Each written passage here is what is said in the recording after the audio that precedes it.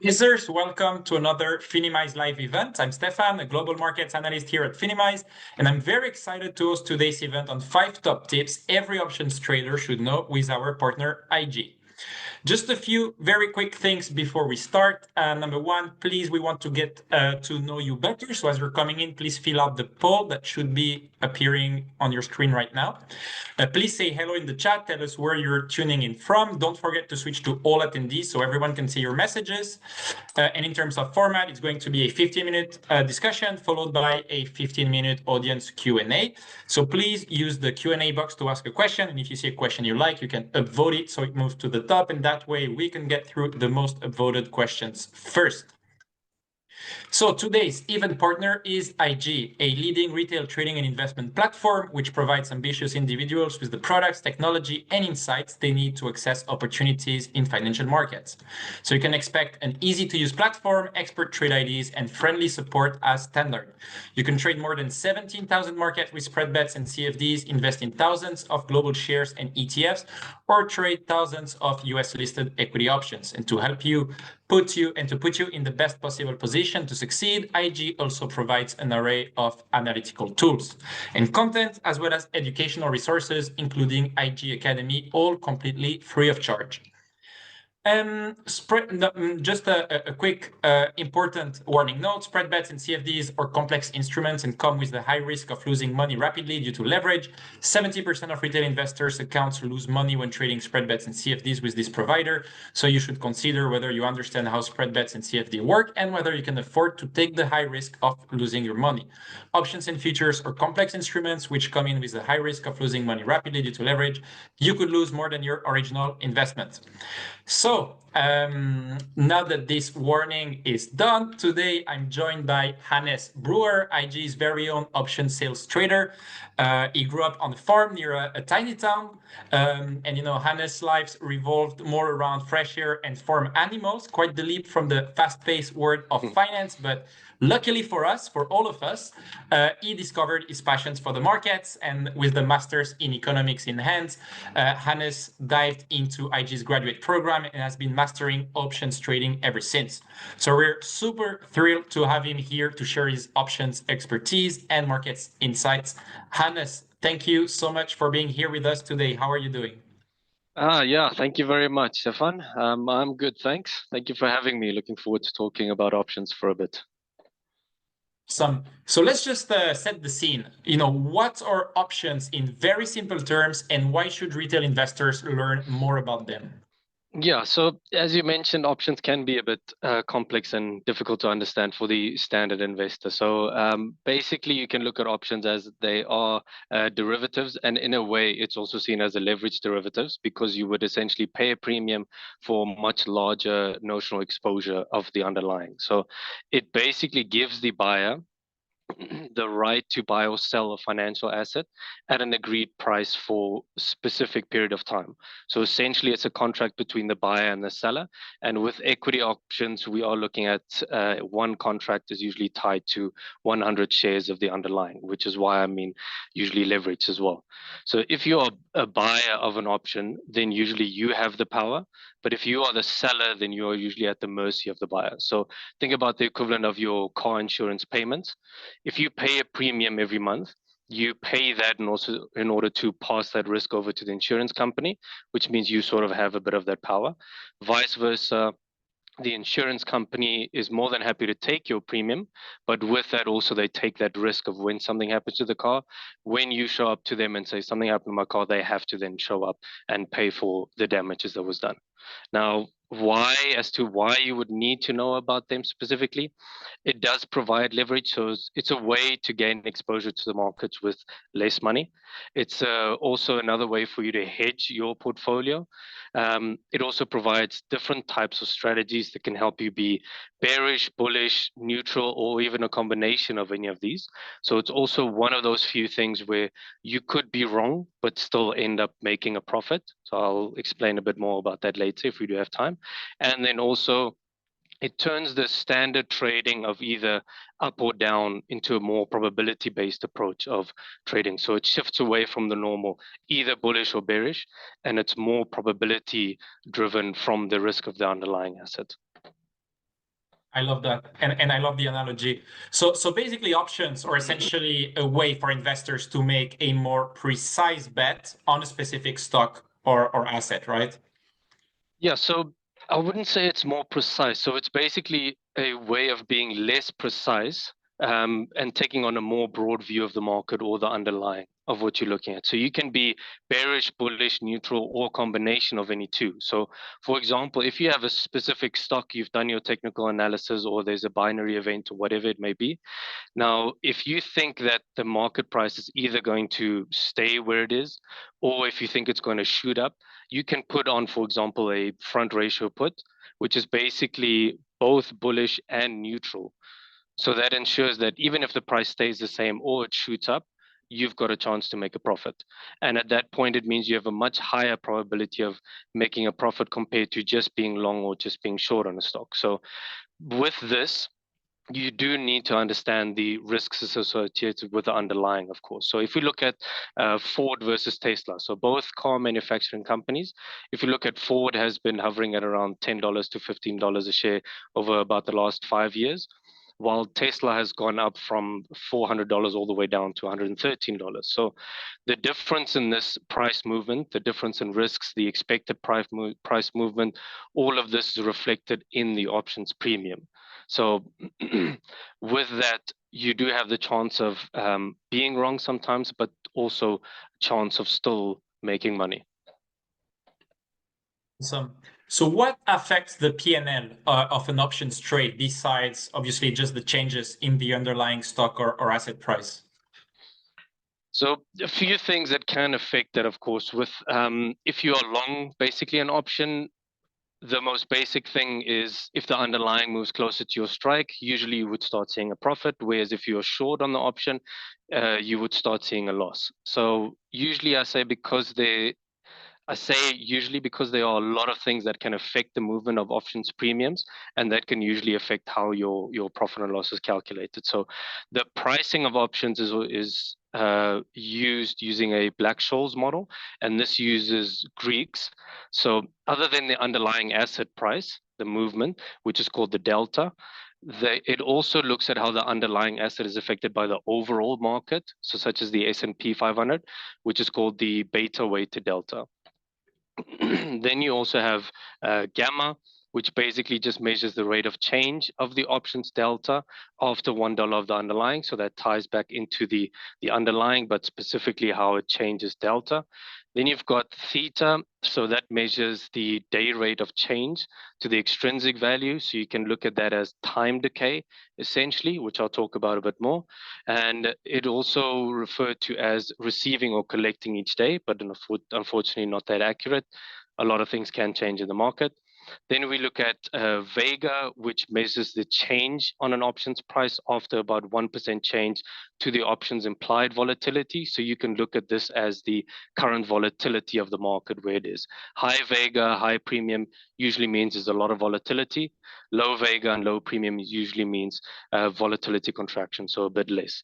And then one thing that might not be as applicable for the standard or the retail investor is Rho. That just basically measures the theoretical change in options price when interest rates change by 1%. So you can look at that as opportunity cost, but if you don't have a very big book, that's not going to affect your premiums that much.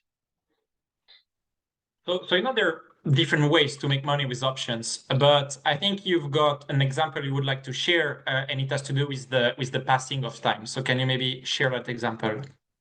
Sure. So the passing of time. So what you need to remember about options are a wasting asset, and it has an expiration date. So you can look at it in a way of time is going to work against you.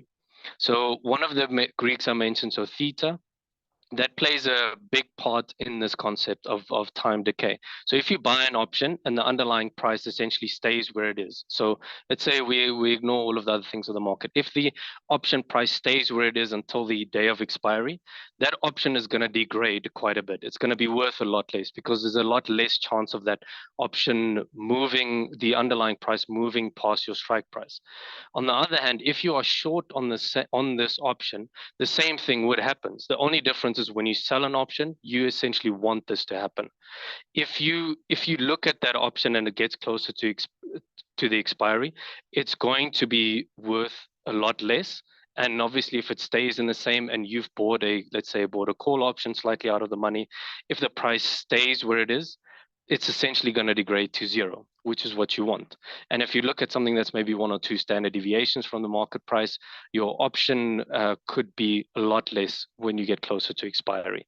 So the thing is, a lot of clients are usually terrified of selling options, because one of the first things that you learn when you talk about options is you've got almost unlimited risk, but you're only getting the small premium.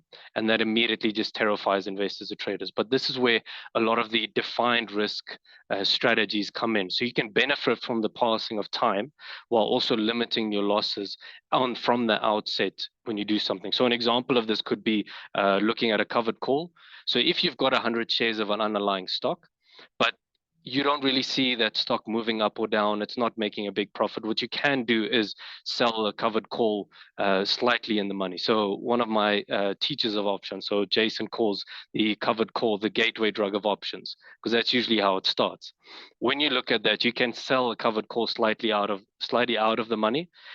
If it's above the price that you originally got for your stock that you bought it for, you're looking at making a profit. If that price drops, you're still receiving the profit for the premium. If it goes up past your strike price and you lose those shares, you still have the profit from the premium and also the difference you've made that from the original buy price to the strike price of that as well.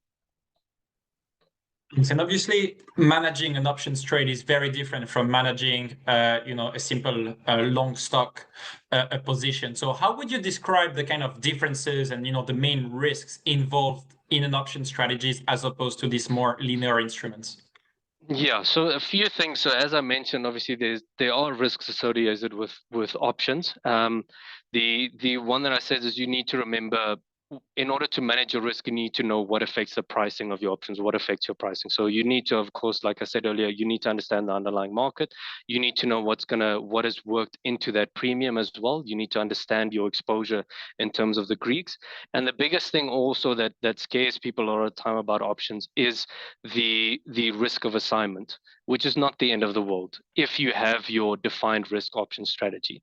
Now, because the option is tied to an underlying asset, there is that chance of, once it gets into the money, that for a short option that you could be assigned on those shares.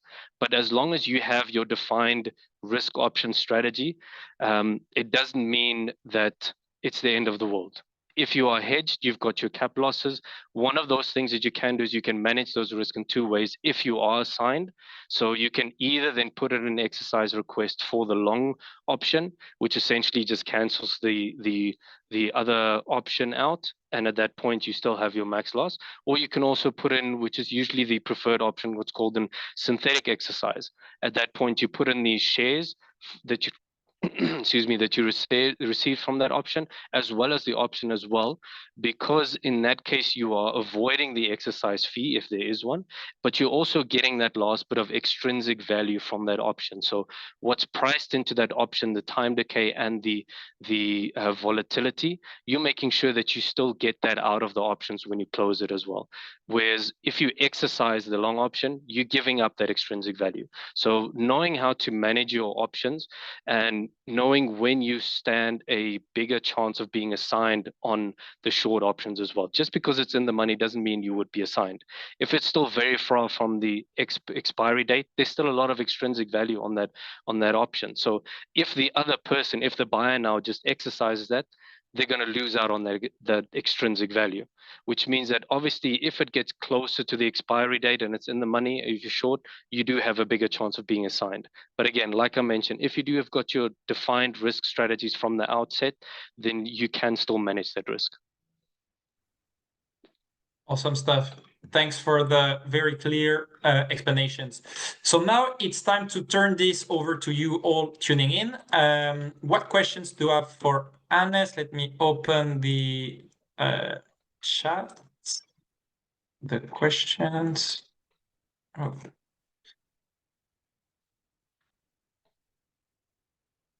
Okay. Great first question. Do you recommend when getting started with options, you start with risk limited options like covered calls? So usually that is a good way of starting because you still hedged in the same way. You've got the underlying option. So covered calls are usually good if you're fine with losing the underlying shares. If you just want to see a profit, then that's a perfect way to start. Usually a lot of people also start by just buying long options. So it depends on what your type of trading strategy is and how where you think the market's going to go as well. So you can have your different strategies and you can make a profit in a lot of ways that you see fit, depending on the strategy that you have. And as long as you've got the defined risk strategy, you can play around with your type of way of trading as well. So covered call is usually the way that everyone starts, either that or just doing pure naked long calls, so a long put or a long call. And then from there, you can also then look at doing a long call spread, short call spread, whatever it may be, and then see what you're comfortable with. But that's usually a very good place to start. And now another great question. What is more common in the market? Assuming the option is in the money, would you sell your option to lock in the profit or would you wait and exercise your option? So if it's in the money, then usually you wouldn't want to, it depends on how close this is to expiry, essentially. If it's in the money, then yes, you can just lock in that profit and that's fine. But like I mentioned earlier, you are losing a lot of that extrinsic value. So I would definitely say don't exercise that just yet. You're giving up on that extrinsic value. It would be a better solution to close it based on the premium, because even if you bought a option that's dated at 2 months in advance, right now you're sitting in a profit. The rest of that premium has still got that extrinsic value tied to all of that. The moment you exercise that, you're giving up on the extrinsic value, which means you are losing a bit of that potential profit as well. So it's usually better to then sell that option instead of just putting in the exercise request for when it gets to it. Of course, if you're confident it's going to stay in the money all the way to expiration, then that's perfectly fine. But as I mentioned earlier, time works against you if you're buying an option. So you need to remember that. The beginner to options, can you recommend a course, program, or mentor, or where to start learning, and what are the best brokers to trade options? Yeah, so there's quite a lot of material out there. There's a lot of YouTube videos. There's a lot of courses, all of that. We do offer basic stuff on IG Academy as well. So the company that we also acquired now and that we provide the platform through, Tasty Trade, they also have a lot of learning material on there specifically to options. That is also just free. Anybody can access that anytime. So usually all of that is very good. Obviously, I'm going to be a bit biased if I have to talk about the best platform here. But I think that the new platform that we did launch now in the UK for UK clients, the US options and futures, this platform was specifically made for options trading. You've got all of your defined option strategies, your risk strategies is already set onto the platform. So you can just set a few things and put that over into the positions that you'd like, and all of it's right there. So that would have to be my favorite one. Awesome. As someone who already trades, what are the major benefits and risks of incorporating options into my existing trading strategies? So benefits, I would say, it's a very good way to hedge the positions that you have. If you're a bit more risk averse, options can help you with that by making sure that you don't lose more than a certain amount. That's usually a good way to do it. If you're also a bit more risk averse, as in you want more probability compared to just the normal up or down, options is a very good thing to do as well. And the biggest risks I would mention is, as I mentioned, it's still a leverage product. So you need to remember that there's a much bigger notional value tied to that option. You need to be aware of that as well. And there's also the risk of assignment, but again, that can be managed as long as you just keep an eye on it, as long as you have your defined risk strategies from the outset. if the option is in the money and you think the stock is going to keep going up, is it better to close the option, pocket the intrinsic premium, and then either buy the stock or roll to a higher strike? So that's a very good question. So yes, in that case, that's a nice way to lock in the extrinsic value, but also then still have the underlying shares if you're looking to do that. So if you close the position long before expiry, you get some of that extrinsic value as well, and then you can look at buying the underlying stock then after that if you'd like. So it depends on what your goals are here. If you're looking to just make a profit on the options trade, if you're looking to actually hold the underlying options as well, as I mentioned, the moment you buy, the moment you put in that exercise request for the options, you lose a bit of that extrinsic value as well.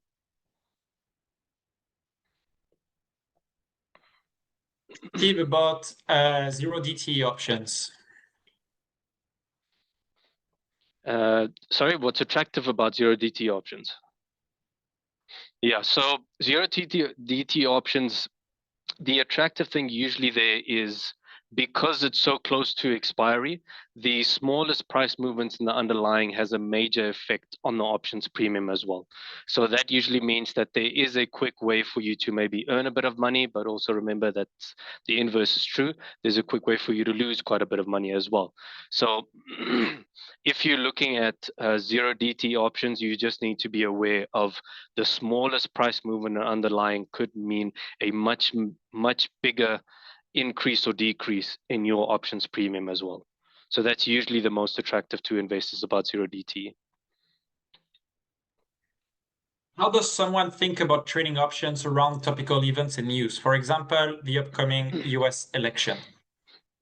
So then, it depends on how you think the markets are going to react to something specifically. It's a nice way for you to put on an option strategy, have a max loss from the outset and still benefit from whatever you think is happening. As I mentioned earlier, you can take both a bullish and a bearish approach. So if you look at something like a long straddle or a long strangle, you can put on those type of option strategies for if you think that the market's either going to rally, so the market's either going to absolutely love who's voted into office or they're going to absolutely hate who's voted into the office, then you can look at something like that. At that point, you'd make a profit either if it goes all the way up or if it goes all the way down. So for those specific things, you need to consider how you think the market's going to react if you think the market's going to be extremely volatile, because a lot of that is affected into the options as well. So if there's a good chance of someone that's going to win the election, you need to remember that all of that's taken into the markets already. So there's no such thing as a free lunch. All of that's baked into the premium as well. So you need to remember that if you're trading this, that you need to determine what you think is going to happen, and then according to that, have your option strategy. Can you trade gold with options? And I guess a follow-up question is, what can't you trade with options? So you can trade gold with options. You can trade the options on the futures, and also on our spread-based CFD, you can also just trade the OTC options for gold. And you can trade almost anything these days with options. So the options market is very broad. There are a few things that obviously might not be as liquid as the others. So then you just need to have a look at the spread on that. That's usually a very good indicator of how liquid the options market is. And then you just need to remember that if it means a wider spread, it means that you need that price to move quite a bit more before you start making a profit. So that's why people usually prefer much more liquid markets, such as the SPY or SPX. You're looking at something like that is very liquid, which means very narrow spread, needs to move a lot less. But these days you can get options on almost anything, but then you just need to remember that the strike prices might be limited and the expiry might just be limited. Actually, a related question. What are the pros and cons from trading options CFDs compared to OTC options? So trading options on CFD and OTC options would essentially be the same in this case. Both of them would be OTC, but the advantage of trading OTC options is everything is cash settled. There's no risk of assignment in this case. So if you're trading equity options, you can trade that and you don't need to worry about being assigned the underlying shares. with that being said, of course, if you're looking at OTC options, the selling of premiums, so the way that they calculate the margin might be slightly different. So they might need you to put up a bit more. And the other thing as well is the prices are usually taken from the underlying and then added spread, which means there might just be a bit of an increased spread compared to the underlying. So again, you might just need the price to move a bit more in either direction before you start making a profit. And now another great question. Can long-term investors also benefit from using options, say to help protect during high volatility periods? Yeah, so you can definitely do that in that case. So a big thing which you need to remember about high volatility times is that usually means if there's a lot of volatility, means there's going to be an increase in premiums as well. And that usually doesn't benefit you if you are a buyer, because that obviously means it's going to be a bit more expensive. If you're a seller, it would benefit you because you're looking at getting more of a credit. So if you've got your shares and you're looking at a very volatile time ahead, you can look at something like a covered call if you'd like. And then at that point, essentially means you're going to be receiving a higher premium. You're going to lock in some of that profits as well. And if that price of the share does go all the way down, you do still make a profit on that as well. So you can look at quite a lot of those things to hedge your profile, to hedge your portfolio. And just need to remember that with higher volatility, it means more increase in premiums as well. It does come with a price. The next question is about a specific trade, and by the way, Hannes, I know that you're not allowed to kind of give investment recommendations, so it's just kind of what you think. So feel free to add that disclaimer yourself. But mentioning a specific trade, I believe Nvidia will go up from its sell-off, and that the Fed meetings should provide additional impetus. I bought some options early this week that were out of the money and that expire after the Fed meeting, and I have 100 profit in them. Should I sell them to take the profit and then buy a slightly higher option strike price that is out of the money, but still with the short expiration? Yeah, so that's a bit too direct in terms of investment advice. I don't know if I'd be able to tell this person exactly what I think they would need to do, because unfortunately I'm not able to do that. So depends on this person's preference. If that's what they're looking to do, then they can. If they're confident in what's going to happen, they can have a look at that. I wouldn't be able to tell you exactly what you need to do. But as I mentioned earlier, if you're looking at, so in this case, the person said that expire after the Fed meeting. So yes, you're looking at another volatility event as well. The moment that there is volatility, the premiums are going to go up and they're going to cost more. As soon as that volatility period has ended, it's going to contract. The premiums are going to come down, which usually means that the premium that you bought before a binary event are going to be worth less after that, because the event has happened, people have got their answer, there's less uncertainty in the market, so that price is going to go drop. And then so at this point, all I can say to that person is do with that as you will. But that's usually how options work in this case. And then the last question, when is the optimum situation to use a long vertical call spread and the pros and cons? So maybe you can also explain what's a long vertical call spread. Sure. So if you're looking at a long vertical call spread, it basically just means that you are buying a call and then you're selling a call slightly further out of the money. So in this case, you are still bullish. You still want it to go up. But the advantages here and when you would use that is if you think that the underlying market is going to go up, if you think that the price of the underlying will go up past whatever strike price you are looking at. And in this case, the reason why you would usually do that is to offset the price of the long call. So you'd want the long call to be worth less, but at the same time, then you need to remember, because of that short call, it's also going to cap your losses, or you cap your profits quite a bit. So the advantages of having a long call vertical spread is you would technically pay less, but at the same time, it means that you'd also get less from a profit as well. So much, Hannes. So unfortunately, that's all the time we have for today. But don't forget, our biggest event of the year is fast approaching, and you can now pre-register your ticket. Of course, I'm talking about the Modern Investor Summit, which will be held on December 3rd and 4th, and it will be packed with back-to-back sessions and workshops led by the biggest names in finance. And it's going to be the perfect opportunity to elevate your investment knowledge and network with fellow retail investors. So you can register for your free ticket using the link shared in the chat. And as you leave today, the event, a pop-up survey will appear on your screen. Please take a few minutes to let us know what topics you're interested in hearing about at future events. Hannes, honestly, it was amazing. You explained, the complex the word of options so clearly. So thank you so much for that. Thanks everyone for joining, and hopefully see you next time. Take care. Thank you very much, Stefan.